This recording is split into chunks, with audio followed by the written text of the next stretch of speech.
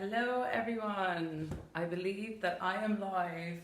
I haven't yet I've got my camera here and I've got my Instagram, so I'm really excited to actually have double vision. I've got like triple vision of myself at the moment actually, and I'm just preparing myself for what we have ahead because I've definitely been doing some research and I've uncovered some really interesting facts about healthy skin and obviously microneedling, which is the topic of conversation tonight. I know already that we've discussed other ways of helping your skin in the past, like using vitamin A, and we've also talked about skincare as well, which is like really exciting. And I have known for a long time that this topic about microneedling was something that was, it is the hottest topic of like 2017, and it's so on trend at the moment to actually explode even more and become the new, I think it's going to replace those paper face masks that everyone was going on about from Korea. So it's one of those like moments where I feel like coming together and being able to share our experience as well is really important. So if this evening I am discussing anything that you are unsure of or you want a little bit more help with in terms of your own skin and your own condition, then do post in the comment section and I'll be able to follow up with you. And we do obviously have our online consultation form that you can access through the website and even through Facebook if you're unsure. It's medicobeauty.com, and you just go to contact us and we provide free online consultations. So that's even more exciting if you, after hearing everything that I've had to say tonight, think, you know what, this microneedling and skincare is really for me. I am on board with starting a new regime, and it is obviously the beginning of a new year. So do let me know if there are any things that you have been trying out, because I think with the start of a new year, I'm always like, okay, let's like review and have a think of like go back to the drawing board and decide on some of the things that I've been investing in and whether I want to reinvest in those things in terms of skincare, because some of our products are a luxury item, so we definitely want to make sure we're getting enough results from what we're investing in. And other things that you might be interested in sort of changing up are at-home facials using like microneedling. So let me know if there's anything that you've seen that you've started doing and if you're getting good results from it, and we can really get to grips with microneedling. And it's great to see all of you. If any of you have ever tried microneedling before, have you had some disasters with microneedling? Have you had some, great results where your friends and family were looking at you and wondering what you'd done differently and you weren't really able to tell them because you wanted to keep it a secret, like I have for the last 5 years or so? So yeah, it'd be great to hear about your experiences of microneedling and where you would like to go with it, because a lot of the questions that I've received about microneedling have to do with the length of the needle, because it comes in those rollers are being sort of innovative, and they've probably got 5 or 6 different lengths of needle to choose from. So if you're unsure of what needle length, how to keep your roller clean, how many times you can use it for, where you can use it on the face, can you use it on the neck, all these questions, then I am here to be your vessel and provide you with my insight and expertise. And I'm really happy to have all of you here. It's just like such a treat. We are all skin geeks, as I know. So it's just even better for me to know that there are other skin geeks out there in the world, and you are all absolutely welcome this evening. So let's get started. I'm going to be a little bit boring to begin with. Part of the reason is because I just wanted to share with you where the inspiration for doing these Facebook Lives has come from, and in particular with the whole education part of sort of why we're trying to make our knowledge and expertise from, you know, we've gathered this over the last sort of 15 years available to everyone. And I think when it comes to microneedling, it's definitely one of those topics that, because it has a more extreme edge to it, and if you ever sort of remember, Kim Kardashian made the procedure like famous because she was the first to actually take a selfie post vampire facial, which is where they actually take your own blood and plasma and they roll it into the skin. So it sort of looked like she'd had rolling done with a far longer needle, but her face was really bloody. And after that, it seemed like everyone was talking about the vampire facial. And obviously it wasn't just microneedling, it was also the fact that she was putting plasma all over her face.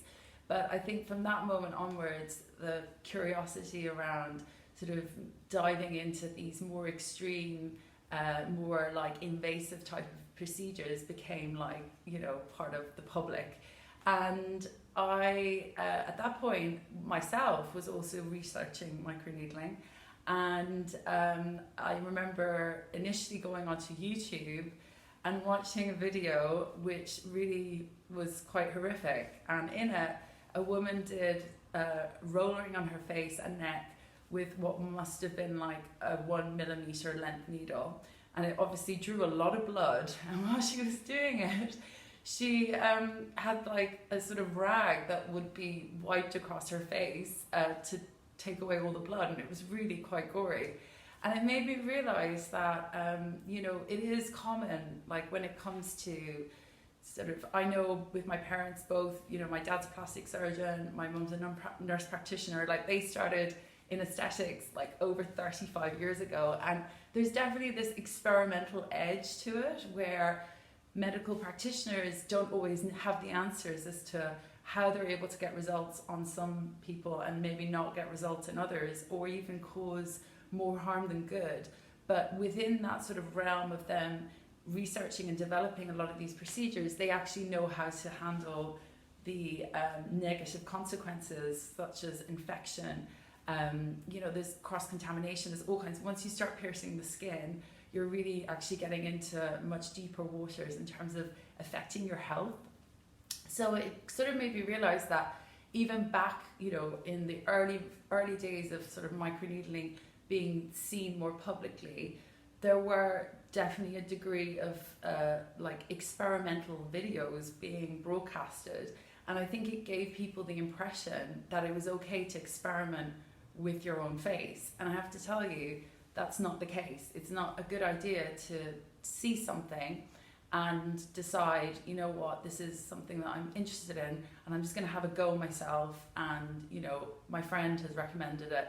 Because what can also lead to is really causing injuries and things that you then have to spend even more time and money investing in trying to cure. So my sort of advice is that when you see a new procedure, this is how I actually myself kind of decide on whether I want to do something.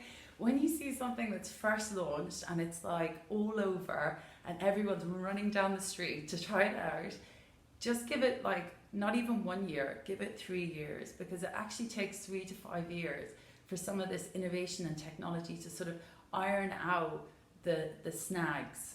And in that time, and this is sort of what's happened with microneedling, and I've seen it happen with injectables, I've seen it happen with lasers. I mean, like, I would never have had my hair removal done when it was first launched because it was so painful. But today, it's incredible what you can do with these lasers, and it's really painless. So it's the same thing with microneedling. You have to give it time and then let everyone gather their knowledge, and all the kind of medical people get together, and we actually go to like a number of conferences, and there's all kinds of things happening in the community of aesthetic practitioners throughout the year.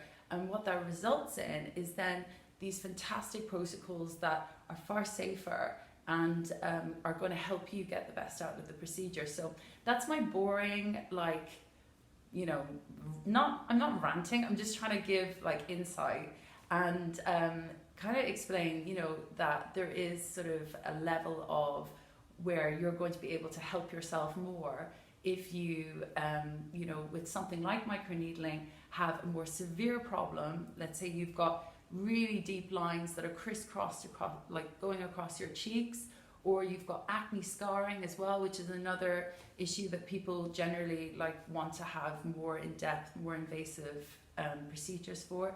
Really go and see a certified practitioner and get their opinion first. And there are so many amazing experts out there. I mean, this is how I learned about skin, about microneedling, was actually from being trained and taught by a number of these experts. So I'm going to name a few because they are people that I feel like we need to acknowledge in the kind of realm of microneedling, because these aren't the people that sort of have product companies that you might see advertise microneedling, but they actually are like not the founding people of microneedling, they're the founding people of this whole speciality that is skin health. You know, when we talk about it, like these are the people that actually were the first.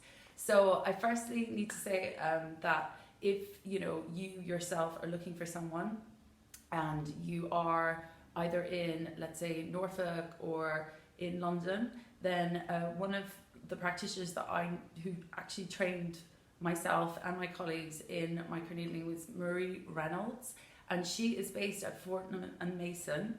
And her knowledge and expertise isn't just about the skin, it's also about your whole being, your whole body. And that's sort of why I think it's really interesting when you look at the history of microneedling and how she's adopted it into her practice. It sort of has this like Eastern influence. So, she's definitely at the more luxury like end of the scale, but she is open to everyone in terms of like the types of conditions that she's able to resolve successfully. And her philosophy to skin is absolutely amazing. So firstly you have to acknowledge Marie, and then there is another sort of part of this story. I mean, the founders of cosmetics knew it when it came to inflammation. They were really hot on this topic. So the book that totally blew the lid off microneedling, it was written by a guy called Dr. Lance Setterfield. And I'm going to be referring to some of the things that he actually spoke about from his research. But if you ever get a chance to Google, Dr. Lance Setterfield, you're going to see some really interesting information come up, and he has some amazing studies. So I know this may not seem for everyone, if you're a skin geek like me, it's, incredible that these were the people that were able to kind of push the envelope and get sort of the research to back up some of the claims that we're able to make today about microneedling. So Dr. Lance Setterfield, he's actually from Canada originally, so I don't think he has a practice here in the UK, but I do know that he works quite closely with a lot of practitioners that follow this the philosophy called corneotherapy. And that is definitely, if you're ever looking for someone to treat your skin and they mention the fact that they are they're very interested in corneotherapy, the reason why that is a fantastic sort of huge tick in their box is because corneotherapy is really the basis for healthy skin. It's all about rebuilding your skin and making it function like it did when you were a child. So just be aware of these are some of the kind of terms and maybe more medical descriptions, but I just want you to know what the cutting edge way you can see a practitioner work like. And if they're a follower of corneotherapy, they're definitely someone that I would want to see for my skin. So we have also got practitioners throughout the country who are leading in terms of their peels and their microneedling. Diana Augustini, who's a facialist in the Mellor Clinic, she's again another great person that you can go see if you have acne scarred skin.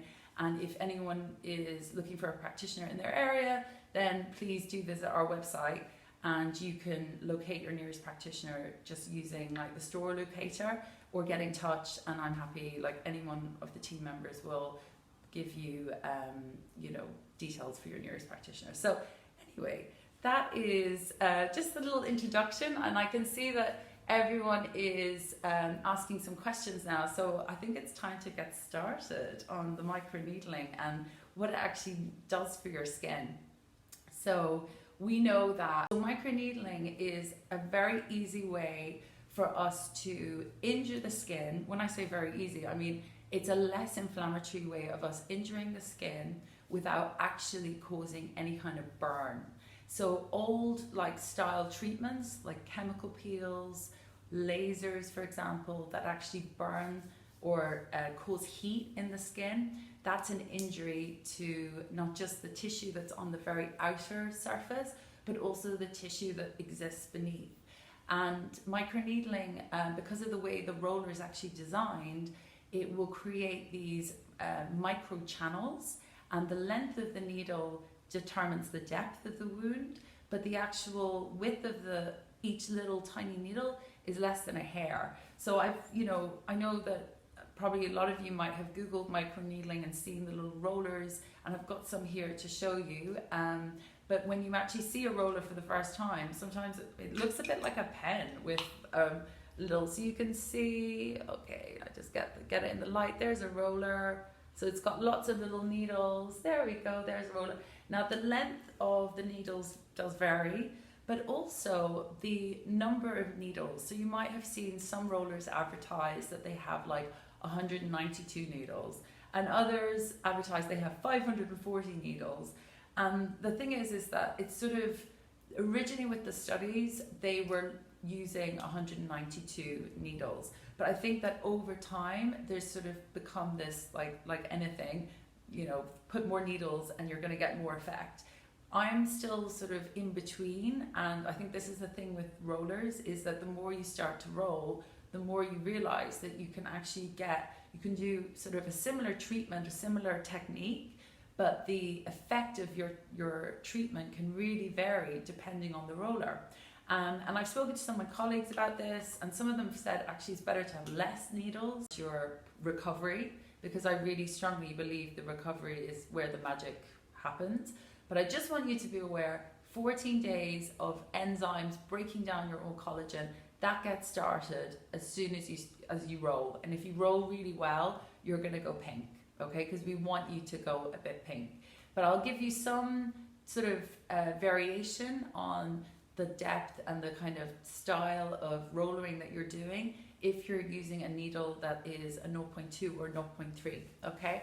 So I'm kind of introducing you to the concept that your skin, if you want to make it healthier, you have to basically break it down. You have to get rid of the old in order to force the skin into making new. So I'm glad that, microneedling has been found, because it's, again, one of those ways that we can create that change without burning or wounding your skin.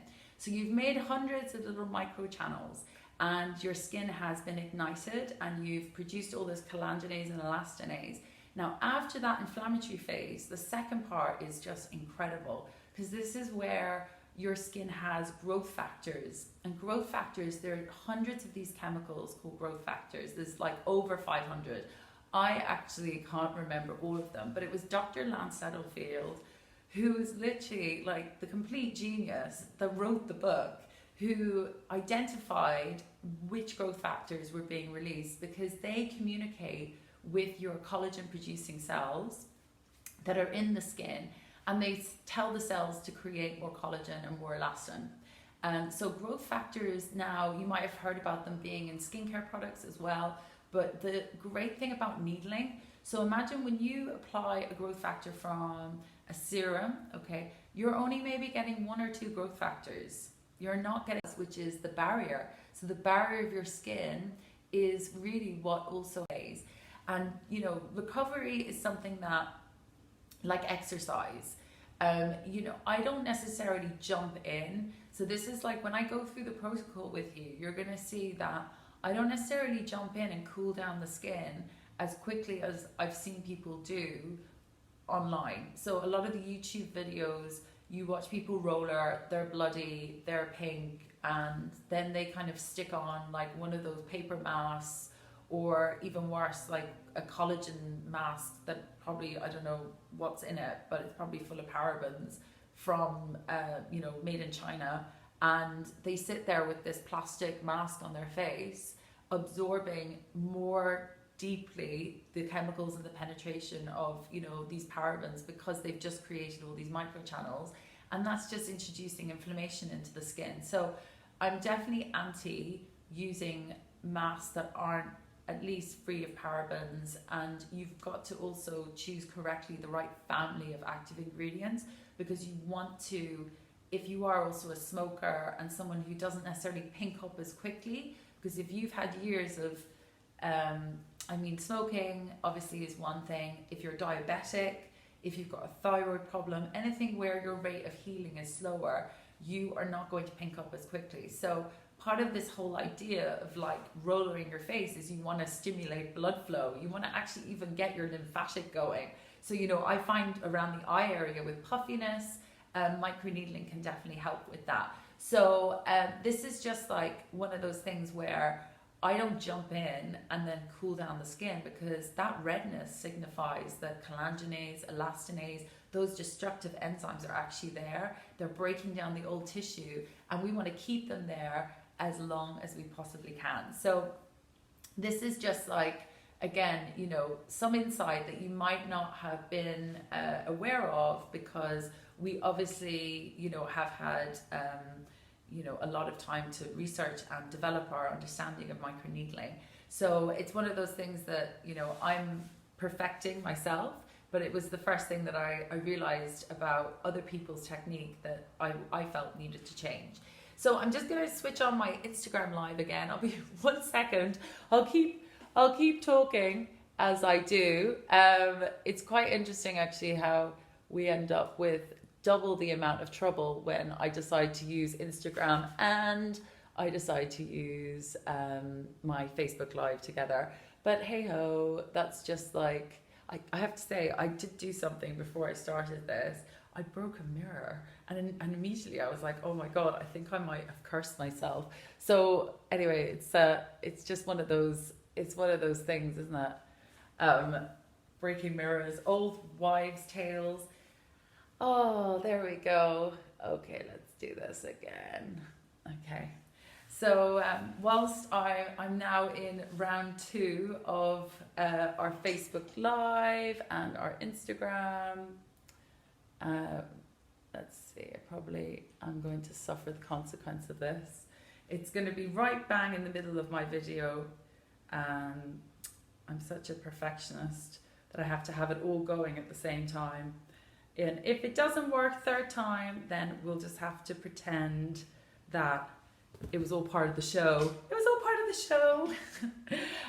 So here we'll get into microneedling now, and a little bit more in depth as to how you can do it at home. So to start off with, what kind of roller should you use? Well, in my opinion, in terms of the material of the roller, I would suggest using titanium instead of stainless steel. So I've done quite a lot of research, and I've discovered that if you are buying a roller from Amazon, it's not likely that the material is actually going to be listed. So you may end up buying a product and then subsequently finding out that it's actually made of stainless steel. And the reason why I suggest you use titanium instead of stainless steel is because the needle is going to be far more resilient and stronger. So if you do use it multiple times, you're not likely to cause it to become blunt. And that's actually when you're starting to penetrate the skin and sort of pierce it in a more, like where you'll more likely rip it. So we want these microchannels to be as clean as possible. And titanium is a more superior material, and it's longer lasting. So, you know, all the microneedlings, like devices that I've seen, they're always sterile. That means that, you know, they're not exposed to any sort of harmful bacteria, and you're always going to get them in a box or like a packet that is sealed, like this example here. Now, if you don't get them in a sealed packet that is sterile and it actually says on the box, this is sterile, then don't use it, because any reputable microneedling manufacturer will ensure that their actual product is sterile, because it's going to be actually on your face and piercing your skin. So that's the first thing. Now, with the brands, it's very unusual to actually find a titanium roller, that also has a CE marking. So that just means that it's actually been approved as a medical device. The only company I know of that offers that is Skin Roller, which is made by Medic8. Sorry, my pronunciation's terrible. Medic8. And it does have quite a high price tag. It's sort of more in the £80 mark. But you can sort of see why when you start to compare it to other rollers that are maybe or inexpensive, like around the £10 mark. They obviously have made it's made a better quality material. It's longer lasting, and they actually have sort of a device where the grip is a lot better. So the whole like handle and the way that you hold it just makes it a lot easier, especially in trickier parts of your face, like under the eyes and closer, sort of like even on the neck, anywhere that's more sensitive. So that is one brand to consider. Another company that offers, actually, it's quite a new innovation. It is a metal-free roller, and that's White Lotus. And they have kind of, I think, they were quite innovative in terms of how they educated people in using the roller. But this is a completely new innovation, and it's to help people that have any sort of allergy to nickel. I've never come across anyone who has an allergy to nickel, but if you are sensitized or have that issue, they're a company to consider. And they also offer other things that you can incorporate into your needling. You can obviously go online. I think a lot of people are buying their roller from Amazon directly, but there are definitely rollers that you need to avoid purchasing. So, as I said, the majority are probably going to be stainless steel.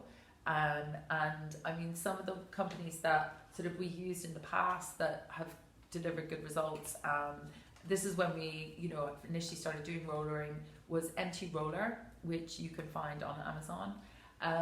There is another brand that's quite similar, but their handle is slightly larger. It's just slightly larger. And that would be, this is the ROHS, the roller system. So, look, it's one of those things which you really can't experiment too much in terms of the type of roller that you're using. If you want to start off safely, then I would definitely buy a skin roller kit. And that also has like other solutions and things that you can use that help to keep your roller device sterile. So that's a really important aspect of doing the actual procedure, is you need to ensure that you don't use it and then sort of allow bacteria to grow on it and then reuse it, because you're only going to cause yourself to have more problems. So just keep in mind that there are rollers out there on the market that are more superior to others. I did pick up one roller which I sort of felt like was really poor quality, and I think part of the reason why is that, in my opinion, like if you're looking at the needles and the needles look sort of quite blunt, then you're not really going to, as I said, make that clean channel. So it's sort of one of those things where you can, compare the amount of redness that you get in your skin, because it's quite incredible for me, even using like 2 different brands of roller and comparing the two. They might even have the same number of needles. You can see far more inflammation or that little bit of pinkness coming up from one compared to another. So it's not that that's a bad thing. That's sort of like what I sort of kind of want to share with you as well, is that it really does depend on the length of the needle. And where I would normally get started if you're rollering at home is using a 0.2 or a 0.3. Now, in the research that Dr. Lance did, the study on his 44 patients that sort of created like the basis for us knowing that there was definitely changes being made, because they were all photographed before and after using a Visia camera that looks really in depth into the skin and allows you to see like pigmentation, all those things. They were actually using either 0.2 or 0.3 twice a week. So that made a big difference in terms of the results that they saw. And they did that for, I think it was something like 10 months. And they saw noticeable, like, let's say a 26% improvement in pigmentation. So that really gave like that change that would allow us to say, you know what, the microneedling did have an impact. Now, when you move up into zero 0.5 length needles, then the whole idea is that you're actually creating more inflammation. So you're going to have a longer inflammatory phase than if you're doing a needle that's like 0.2 or 0.3. Now, with that, what's quite interesting is that the research showed that you could, with his volunteers, they actually did that procedure at home once a week, and they did it for 5 months, and it actually got as good results, if not better, than the people that used a longer length needle, meaning a 1 millimeter needle twice a month. So, you know, twice a month with a one millimeter length needle creates, like, that's something that you actually have to, if you're going to use a 1 millimeter length needle, you actually have to anesthetize the skin first. You have to numb it up, and then you'll go see a medical practitioner, and they'll be able to roller your skin, and you'll get, you know, some downtime. You might get a little bit of swelling. That's sort of the big difference between 0.5 and a 1 millimeter length needle. So with those patients who had all the downtime, who had all the pain, they actually didn't see any better results than the ones that were doing it at home themselves with a 0.5 millimeter length needle. So in my opinion, if you want to get started and you're sort of like also conditioning your skin, because what's really interesting about this whole research is that his volunteers were actually given vitamin A. They were actually following like a really high strength active skincare regime prior to introducing their microneedling, and that led him to believe, you know what, that's why we got these superior results, that's why we actually got a change. So where I would really start is that if you're interested in microneedling, switch up your routine and actually start to introduce vitamin A, and you can look at the previous Facebook Live that we did on vitamin A to get some inspiration on how that can help your skin. But once you've got to a level with your vitamin A where you're actually able to sort of, you know, see a difference and the skin is behaving better, that's the time to introduce your microneedling. And start with like a 0.2, a 0.5, and then, you know, 0.2 or 0.3, and then afterwards you can incorporate some professional treatments that will also be more enhanced. Because what's really interesting about how microneedling is done in a clinic, or if you're visiting someone who is an skin expert, is then they're not just doing the microneedling, they're actually using the microneedling to enhance other things that they're doing, which is why the treatment is so much more effective than you just doing it at home. So they might be doing things such as using a peel, or when I say peel, I don't mean, you know, acids, but they'll be using an infusion of really high strength active ingredients. They'll probably be using LED light as well, which is a phenomenal way to actually improve healing in the skin. So they're really boosting like all the results that you're able to achieve, and, you know, getting more out of that microneedling for you. So 0.5 is where I usually sort of myself now will stick to, like recurring, like making sure that I'm actually doing it on a continual basis. Because the trick with microneedling is consistency. That's how in all the research that has been done, they got results. They didn't get results from just doing it sort of on an ad hoc basis. It has to be part of this regimen. It has to be like you're going into the skin gym. So if you're going to start with a 0.2 or 0.3, then ideally do it at night when you are about to, you know, go to sleep, and then your skin during that time in the evening on a cellular level, things are actually improving and healing and getting sort of boosted while you're sleeping. So you're going to get better results if you do it at night. If you are, though, I don't know, working the night shift and you can only do it during the day, then you can do microneedling during the day. You just have to be really aware of what you immediately put on your skin afterwards, and how you sort of expose your skin to the environment if you do live in a sunnier climate as well, because you're going to be more sensitized to UV radiation, and you don't want to like cause more pigmentation on your skin because you're irritated. So there's definitely some important things that you need to not do immediately post microneedling if you are doing it during the day. And even if you've done it at night and you're about to, you know, get on a plane and go on holiday, then that again is a really bad idea. Like if you're changing climate, then you need to be really aware of the fact that it's in your interest to do it even 10, you know, at least 10 days before your holiday.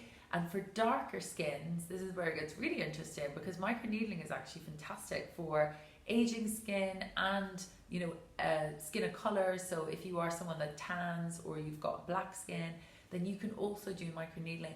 But again, start with a 0.2 or 0.3.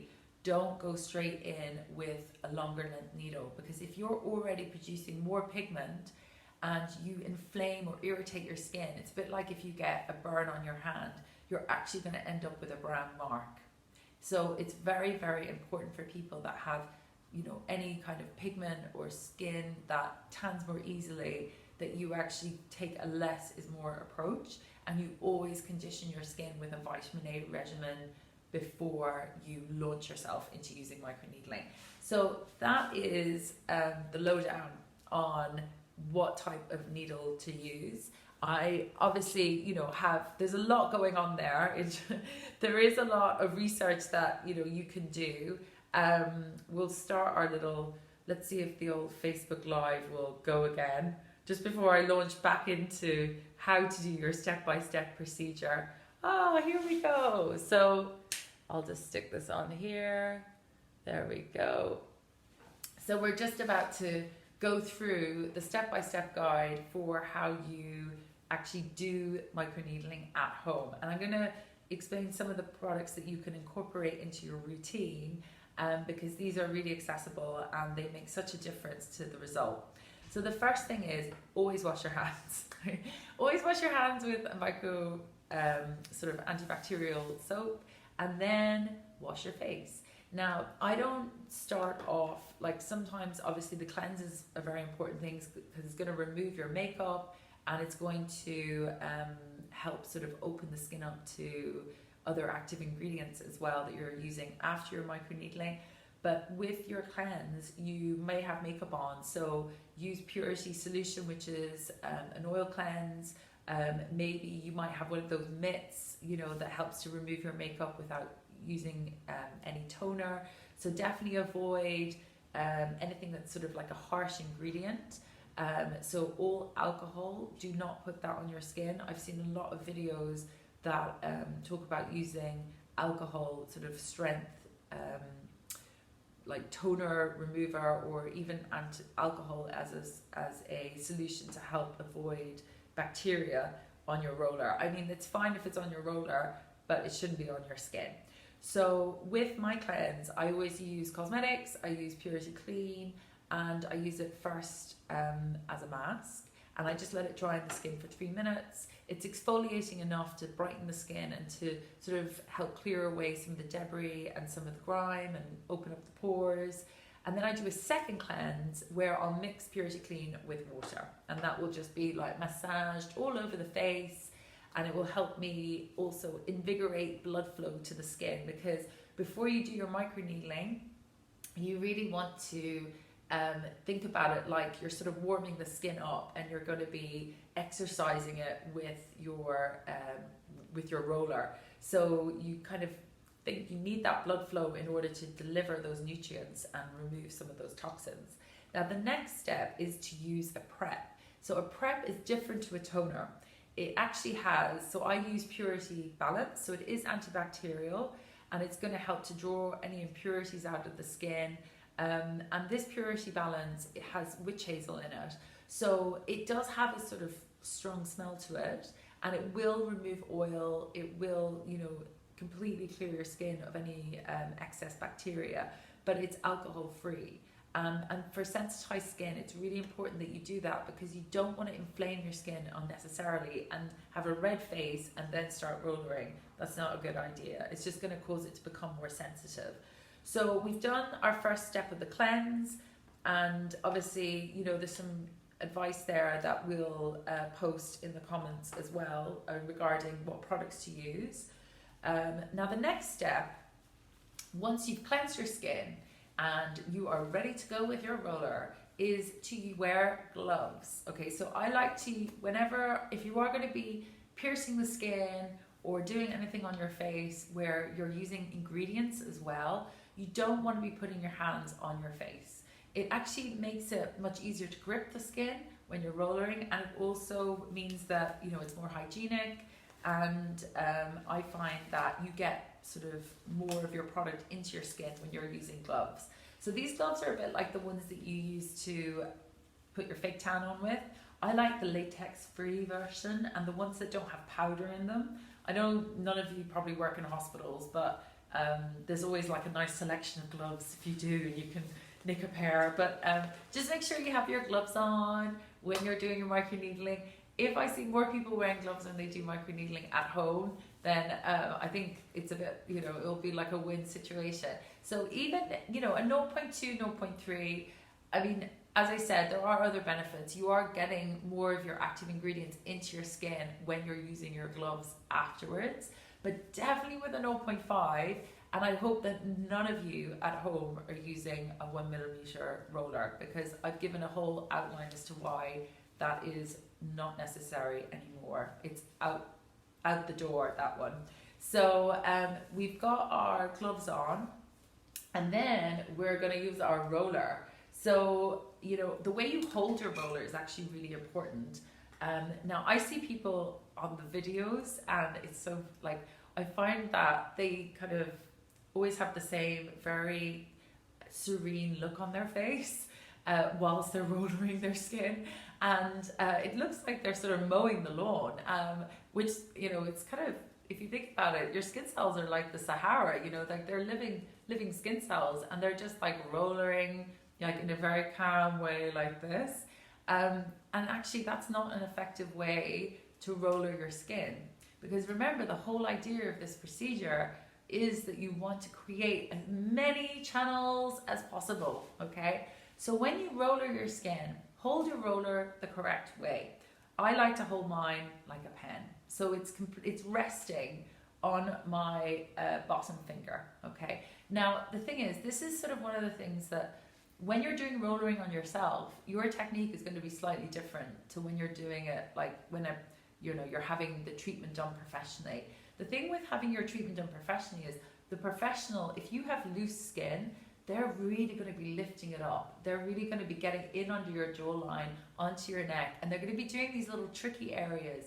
And if you're not good with needles, like I actually have people who have fainted when they've had blood taken, like they are needle phobias, and they're able to have microneedling done. So it's sort of part of that whole thing, if you're a nervous person, that you're going to be the last one to, you know, go and buy your own needling device, which is why seeing a professional is really, really important, because they can help guide you.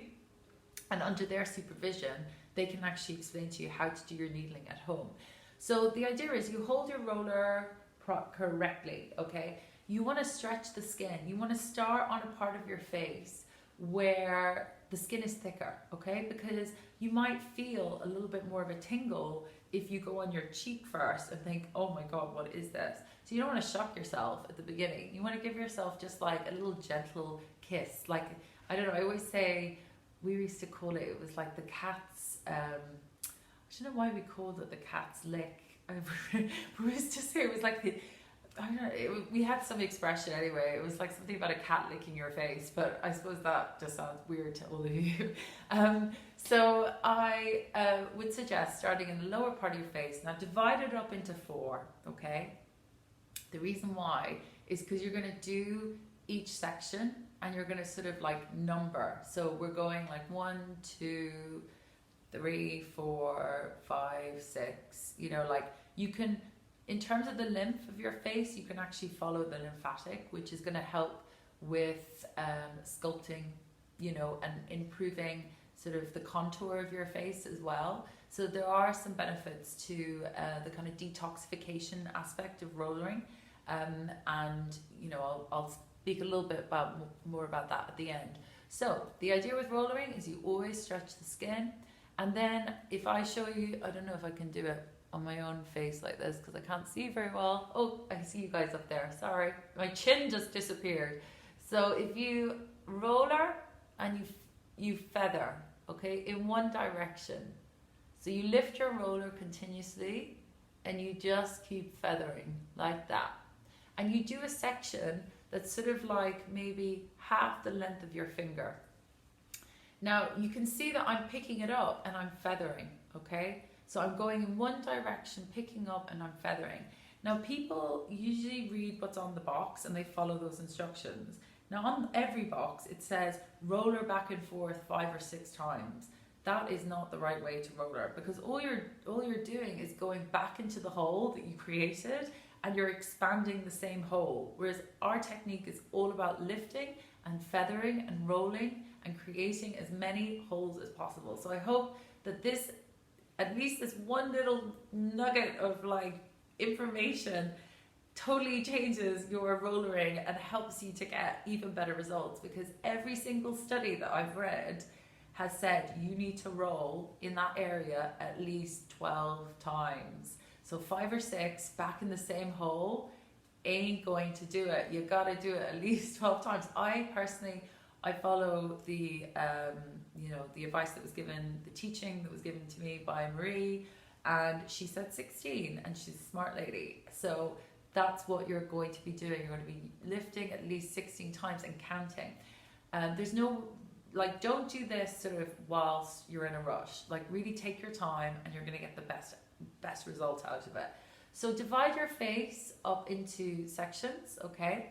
Then you can go really close to the hairline. Some of you might have pigmentation up there, which is great because we're going to help get rid of that. The last kind of area that I usually go for is the one under the eye, and then I sort of like, the cheek area here, because that's for a lot of people where they're going to pink up. Now when it comes to doing close to the eye, I don't know if any of you are fans of Trini. Trini, who used to be on telly doing Trini and Susanna, and she has just completely exploded. I mean, I probably spent I've watched like 2 of her Facebook lives, and I just find her to be like the most entertaining person on Facebook.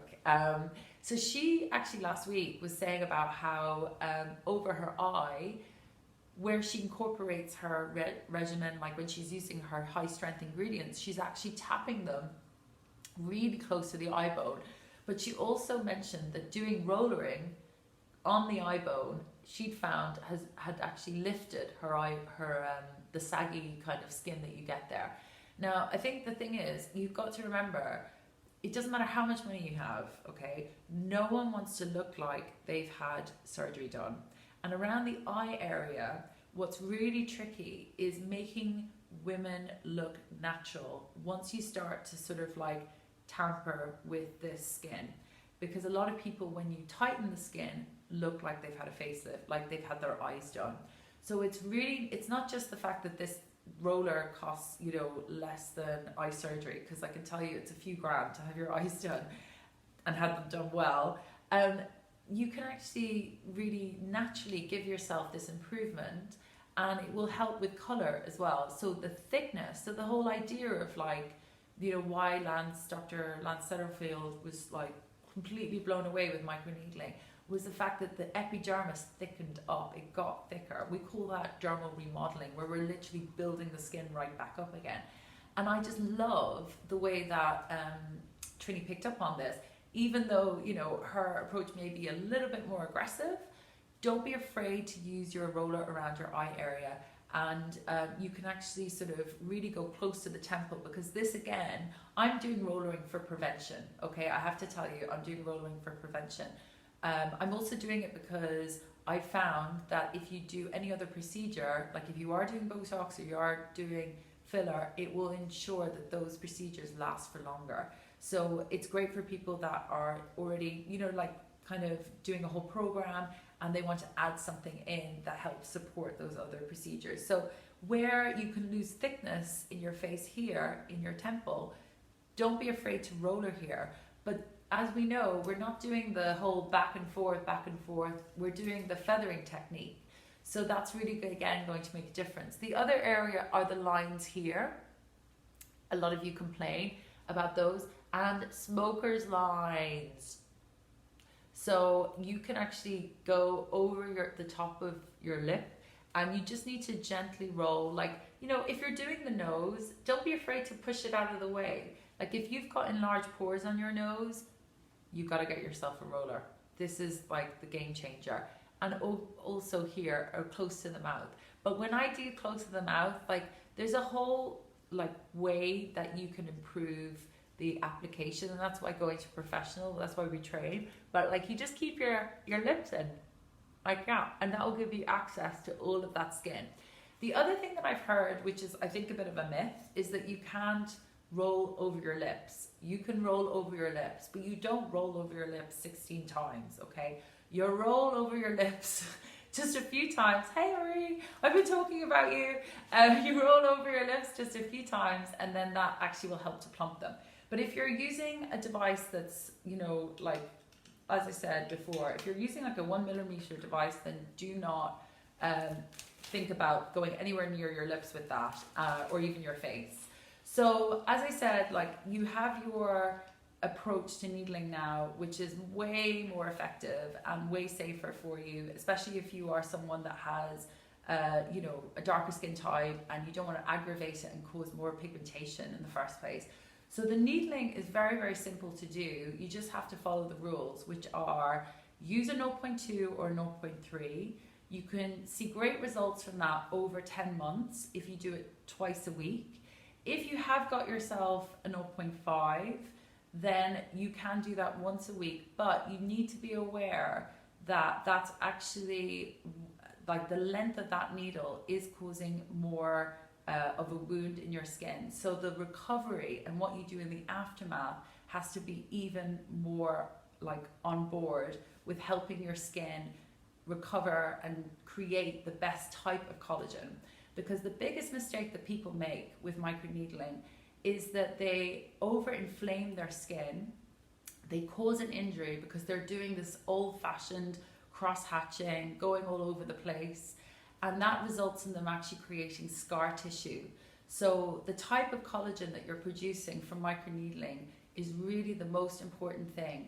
We know that if we burn the skin, if we do a chemical peel and we create that heat in the skin, we don't have, our skin, you know, is injured, and it will respond in sort of like it's trying to put out a fire by creating the wrong type of collagen. It's the type of collagen that you get in scar tissue. And it's sort of like one of those reasons why, if you've ever seen with celebrities that have done like really deep chemical peels, that they look sort of waxy. Their skin doesn't look youthful. And that's because they've done really invasive heat-based treatments and very deep chemical peels or lasers that have created the wrong kind of collagen. So the whole idea, and this is again why, you know, Dr. Lance Settlefield, like I can keep going on about the man, like, because I'm a bit obsessed with him. He really was able to, in terms of the medical community, say to them, you know what, I have found evidence that even though you think being medical means that we have to roller the skin with like a 1mm length, a 1.5, draw blood, anesthetize. I mean, I think when Dr. Des Fernandez was originally doing his studies, he was using a 3mm length needle, and people had to be sedated in order to have that procedure done. So we've come a long, long, long way since those times. And the fundamental thing about it was that they realized, you know what, we're making the wrong kind of collagen here. We need to be making the good type of collagen. So that's why I would say, okay, 0.2, 0.3, but when you start to get into 0.5, then you need to really know your stuff, because you're creating more of a wound. And if you don't have the support for what to do in the aftermath, then you're going to suffer the consequences. So, so like Marie's just commented about how it's not great for superficial facials, like because you can get severely dehydrated. So I'd be really interested just in terms of, you know, like it's great. We all have the tricks of the trade to enhance and maximize the results that you can get. And I think the thing about hydration, and this is sort of why, like, you have to be so careful about what you put on the skin afterwards. you need to give, fascia. Okay. Sorry. I was thinking, what? Facial fascia. Thanks, Marie. Makes a lot more sense now. Sorry, Marie just made a comment on the Facebook. So in terms of the connective tissue, we have fascia there. And when you inflame your skin, it's like your skin has a memory, and it will actually create the same response that if you'd had a deep wound. So we just want to ensure that even if you're only touching the very outer part of your face, that you're doing it in a way that you're mindful, you're holistic about its application. So just going back to where we are with our step-by-step microneedling. We've actually done our microneedling now, and there's some ingredients that I would suggest you use before you start your microneedling, and there are ingredients that you can incorporate, the same things that you can incorporate in. So as I mentioned before, you're going to get far more out of your at-home treatments if you've conditioned prior using vitamin A. And vitamin A has become far more mainstream. People recognize it as an ingredient. Retinol is the name of the ingredient that you'll find in a lot of cosmetic products. I think there was a TV show recently, I can't remember if it was the BBC, and they were like, oh my god, this ingredient actually improves lines, you need to be using it. But it comes in all different shapes and sizes, and I've already done a Facebook Live on vitamin A, so you can watch that, and it was done 2 weeks ago.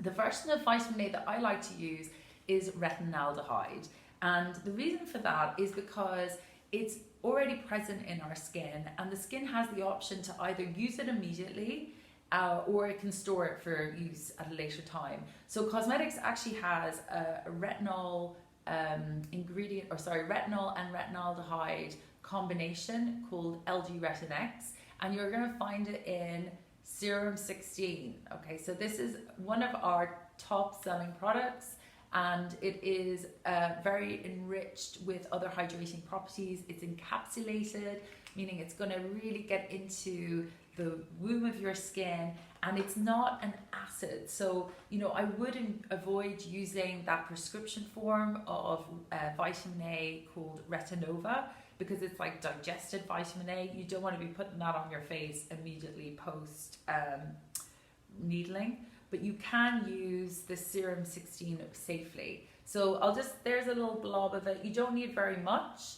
I didn't actually go in very much to what you do in terms of needling on your neck and on your jaw, but I just want you to know that you can do some needling there, but if you're using a 0.5, then I would avoid the neck. Just don't even go there. But if you've got a 0.2, you can just gently roll some of the lines that you have there. And actually what's great about Serum 16 is that it's completely safe to use on the face and on the neck as well. So I would recommend that you use some Serum 16 immediately after. Remember, those channels are open for 15 minutes. They actually close pretty quickly. So you can help enhance the penetration of other active ingredients in the skin. I've seen, some reports that the ingredient penetration is increased by 600% after microneedling. So that's quite a step up. I think, it obviously every little bit helps. And what I like to do with my ingredients are mix them together. So vitamin A helps with re-energizing the skin.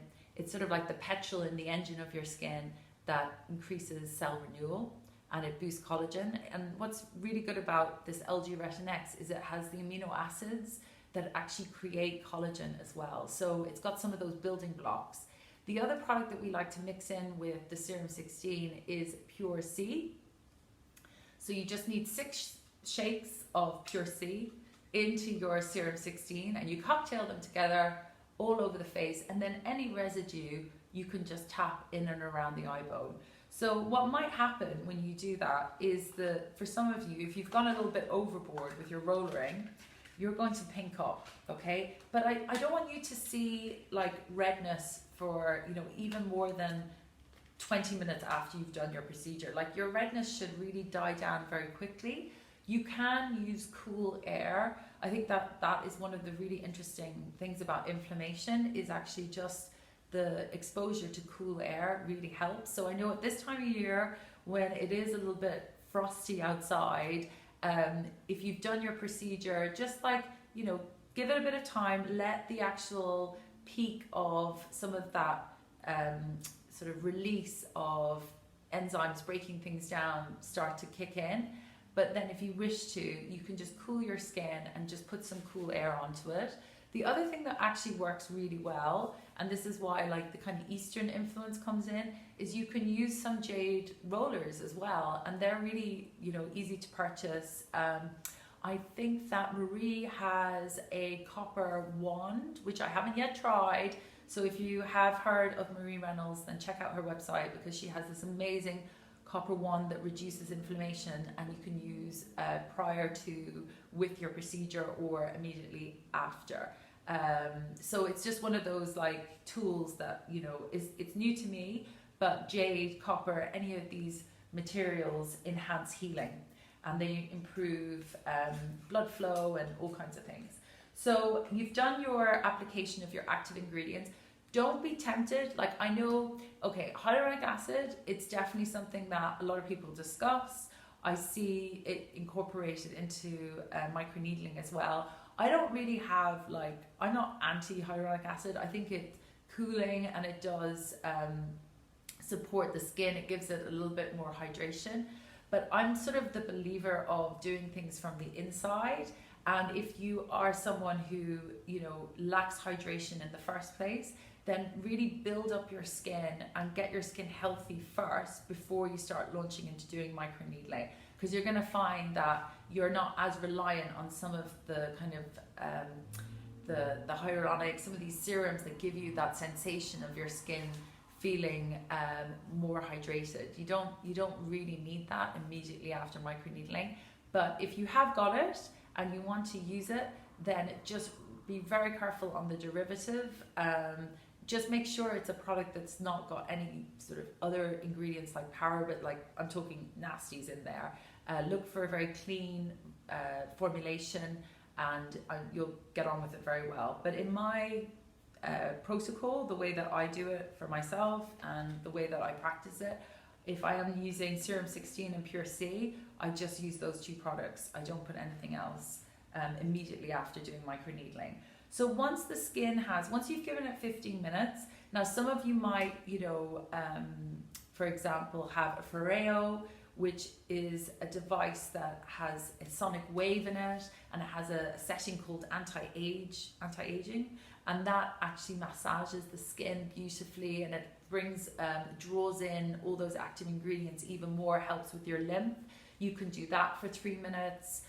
Literally all over the face, and you'll actually feel that cools your skin as well. But if you've done a 0.2 or 0.3, you are not going to have a sensation of like your skin being on fire at all. So it's very, very easy to tolerate. You just need to use your roller in a way that's safe for your skin. So obviously once you've done your application, if it is nighttime, you can use a balm called Rescue.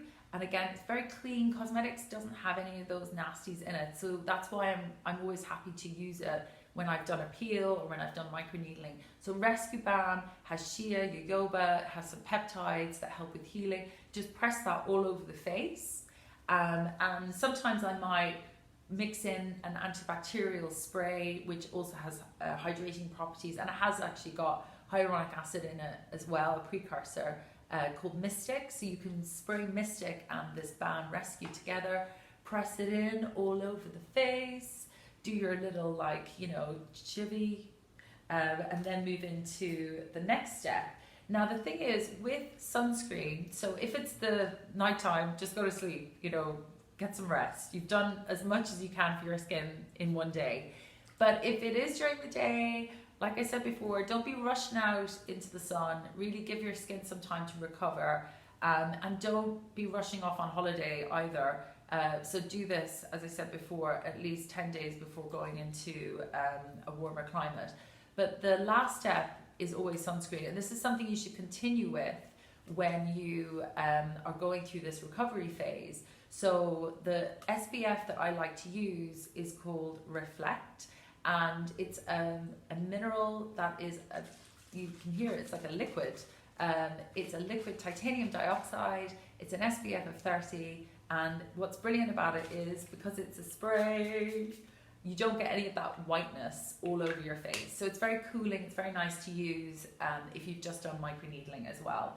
So Reflect you can use during the day, switch to using a mineral makeup during your recovery phase as well, and continue with your Serum 16. So if you've done a 0.2 or a 0.3, the full effect, sort of, you know, the whole idea of it is that your skin is going to now be breaking down the old. So I would sort of, it really depends on your tolerance. If you're someone that has a healthy skin, then you can go back to using your vitamin A the following evening. But if you're someone that has a less tolerant skin and you find that you get more tightness after cleansing, so if you wake up day 2, day 3 and your skin kind of feels tight, you're like, then just use more rescue balm and don't put your vitamin A on that night. Just like give yourself a little bit of a rest, because that tightness and that sensation is really just part of your skin recovering its own natural function. So its own ability to heal, its own like moisture factors, all these things are going to be coming back in. But it's going to take a good few months, and you have to remain consistent as well.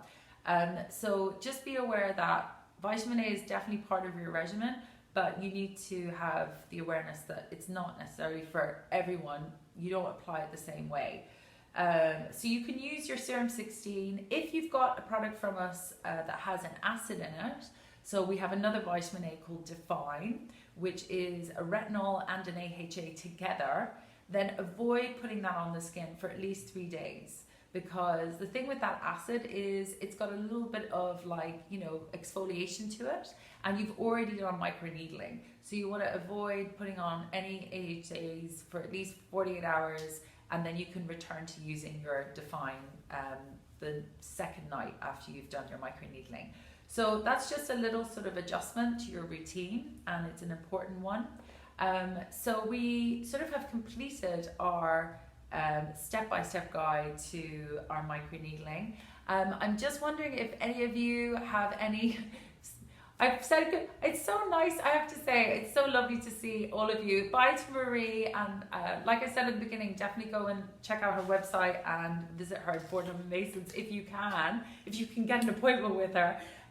So I just want you to take on board some of the facts that I've told you about microneedling, that you are in a better position if you've prepped your skin and used your regimen before, incorporating vitamin A into your regimen 100% before you start doing microneedling.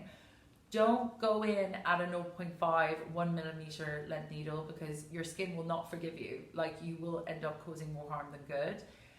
Baby steps. So use a 0.2, 0.3 and use it at least twice a week, and don't expect to see results immediately. It's going to take at least 10 months. Like, the studies are there to show that. And I'm talking about people who have those deeper lines crisscrossing. Don't be afraid to use microneedling all over your face, but don't be rolling back and forth, okay?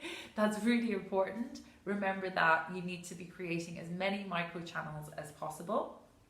And then in terms of the things you use with your microneedling, you know, cleanse your skin properly, don't use alcohol on your skin. You can, you know, sterilize your actual needle device. Like, if I've done microneedling, I am not going to just pop it back into the box.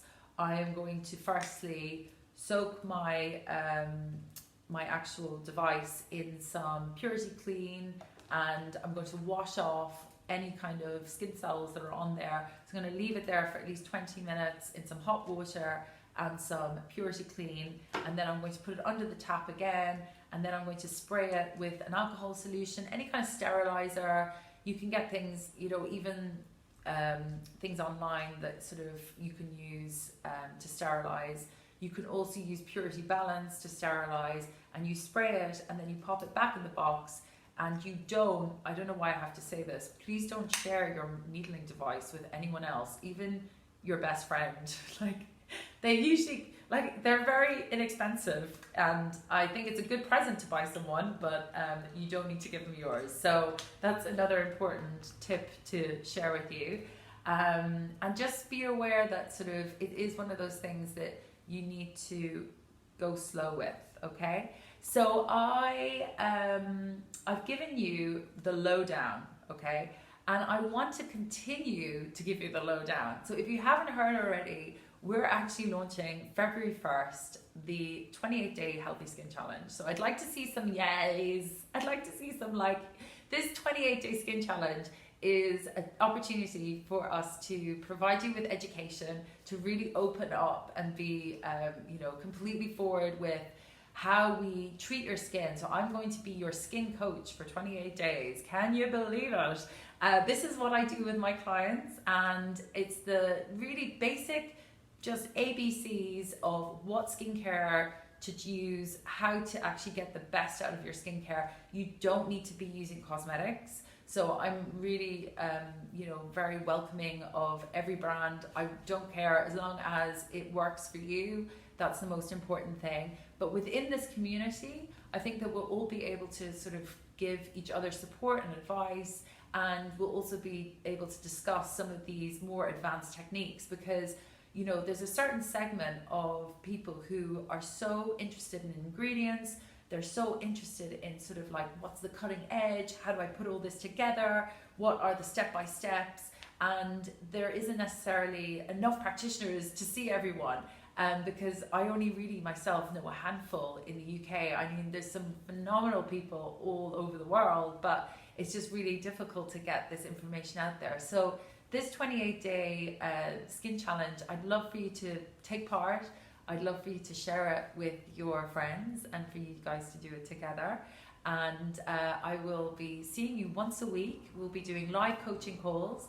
So I'll be able to offer and share, advice with people that have like real life problems, and see how we can actually help them get the skin of their dreams. And if you have an event, if you're sort of like getting ready for your wedding, if any of you got engaged over Christmas, then congratulations.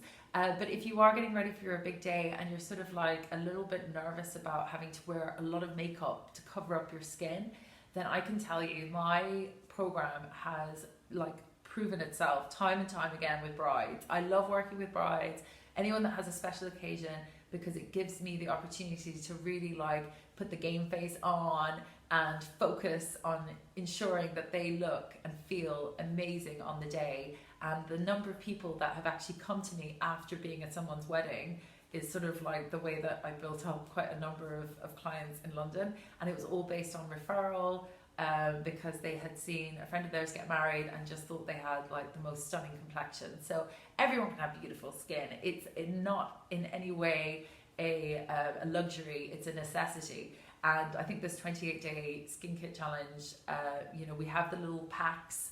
I'll just pull out one here that I've created early. These are the £69. The value is a lot higher, but these are phenomenal. We're going to be offering some promotions on the skin kits, and you can just literally visit the page on Facebook to join.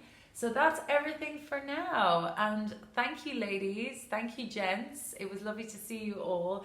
And I'll see you next week on the 31st of January. Okay, enjoy your night. Take care. Kiss, everyone. I'll turn this one off first. Which one should I do that? I'll do this one first. Bye. Bye-bye.